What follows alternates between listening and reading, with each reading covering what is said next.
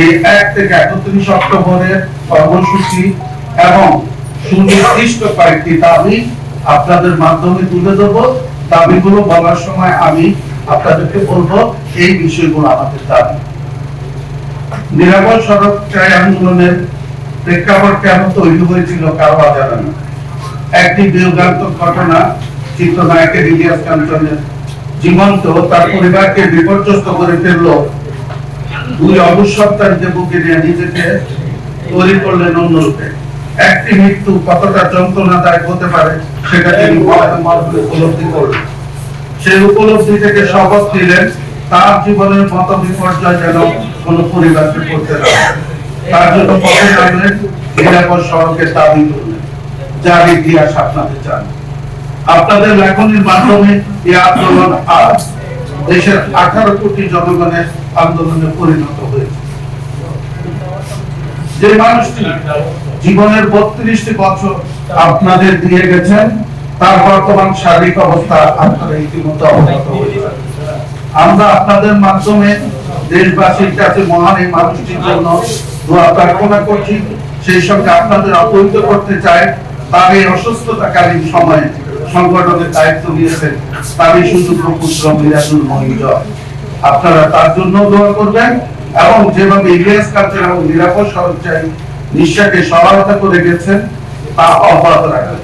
যেহেতু বাবার অসুস্থতাকালীন তাকেও বিদেশে অবস্থান করছে, সেহেতু কোন বিষয়ে যদি আপনাদের জানার থাকে নিরাপদ সড়ক চেয়ারম্যানের শারীরিক অবস্থা কর্মসূচি যে কোনো বিষয়ে আপনারা আমার সঙ্গে যোগাযোগ করতে পারবেন। আমার টেলিফোন নাম্বার সহ প্রেস রিলিজ আপনাদের কাছে পৌঁছে যাবে। আমাদের এই দীর্ঘ জার্নিতে এদেশের কোটি কোটি জনগণ সমর্থন দিয়েছেন, ভালোবাসা দিয়েছেন। বিশেষ করে মিডিয়া ও আমাদের সাংবাদিক বৃন্দ কর্মকাণ্ডকে অকুণ্ঠ সমর্থন দিয়ে গেছেন। ফলশ্রুতিতে 22 অক্টোবর জাতীয় নিরাপদ সড়ক দিবস স্বীকৃতি অর্জন করেছে। কৃতজ্ঞতা আপনাদের সহ দেশবাসীর প্রতি। এবছরও জাতীয় নিরাপদ সড়ক দিবসের প্রতিপাদক একটি বিষয় চূড়ান্ত হওয়ার পর্যায়ে রয়েছে, যার মধ্যে সরকারি উদ্যোগে এবং আমাদের সংগঠনের পক্ষ থেকে সচেতনতামূলক ও শিক্ষণীয় নানা কর্মসূচি পালিত হবে, যার বিশদ বিবরণ তুলে ধরতে আজকে সংবাদ সম্মেলন। প্রিয় সাংবাদিকবৃন্দ, এবারের জাতীয় নিরাপদ সড়ক দিবস 2025 উপলক্ষে কেন্দ্রীয় শাখা পর্যায়ে 1235টি কর্মসূচি হাতে নেওয়া হয়েছে। সারা দেশ নিঃশ্বাস কর্তৃক সারা দেশে গৃহীত উল্লেখযোগ্য কর্মসূচি পিটিএতে প্রশিক্ষণরত প্রাথমিক বিদ্যালয়ে শিক্ষকদের সড়ক নিরাপত্তা বিষয়ক প্রশিক্ষণ প্রদান, বিদ্যমান চালকদের দক্ষ করে গড়ে তুলতে প্রশিক্ষণ প্রদান, স্কুলের শিক্ষার্থীদের বিশেষ করে প্রাইমারি লেভেলের শিক্ষার্থীদের সড়ক নিরাপত্তা বিষয়ে প্রশিক্ষণ প্রদান, মাধ্যমিক উচ্চ মাধ্যমিক স্তরের শিক্ষকদের প্রশিক্ষণ প্রদান, ট্রাফিক আইন জানতে ও মানতে রোড ক্যাম্পেইন পরিচালনা, সংবাদ সম্মেলন, র্যালি, পোস্টার প্রকাশ, সচেতনতামূলক লিফলেট বিতরণ, সড়কের পাশে অবৈধ স্থাপনা উচ্ছেদ, সড়ক ও অরক্ষিত লেভেল ক্রসিং এ সতর্কতামূলক সাইন স্থাপন, অনেকে রেল লাইনের এই পাশে পাশে চলাচল করতে গিয়ে অলিখিতভাবে তৈরি হওয়া লেভেল ক্রসিং চিহ্নিত করে রেল কর্তৃপক্ষের নজরে আনা, বিপজ্জনক ট্রাকের সচেতনতামূলক রোড ট্রাক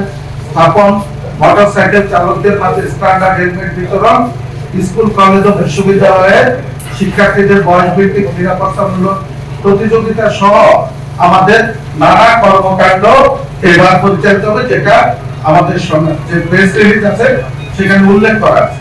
এছাড়া নিরাপদ সড়কের পক্ষ থেকে একটি সুভিনিয়র প্রকাশ হবে। মরুমা জাহানারা কাঞ্চনের আপনার মাগফিরাত কামনায় মিলাদ হবে, তার কবর জিয়ারত হবে ওই দিন 22 অক্টোবর। কেন্দ্রীয় কমিটির পক্ষ থেকে দুপুরের পরে একটি র্যালির আয়োজন করা হবে। যদি সরকারি উদ্যোগে র্যালি থাকে তাহলে সেটা দুপুরে, আর যদি র্যালি সকালে না থাকে সরকারের তাহলে আমরা সকালে করব। প্রসঙ্গত উল্লেখ্য,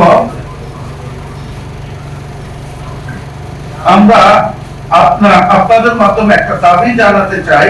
আমরা দীর্ঘ 32 বছরের এই আন্দোলন করতে গিয়ে এবং টিচারদের সহ বিভিন্ন শিক্ষা প্রতিষ্ঠানে সড়ক নিরাপত্তামূলক ট্রেনিং দিতে গিয়ে আমরা যেটা উপলব্ধি করেছি, আমাদের দেশের প্রত্যেকটি শিক্ষা প্রতিষ্ঠানে গার্লস গাইড, স্কাউট এদের মতো স্বতন্ত্র সড়ক নিরাপত্তা ইউনিট গঠনের, যাদের মাধ্যমে প্রতিটি শিক্ষা প্রতিষ্ঠানে সড়ক নিরাপত্তামূলক কর্মকাণ্ড পরিচালিত হবে এবং সড়ক কিভাবে তারা শিক্ষার্থীরা সড়ক চলাচল করবে সেই বিষয়টা তারা জানতে পারবে।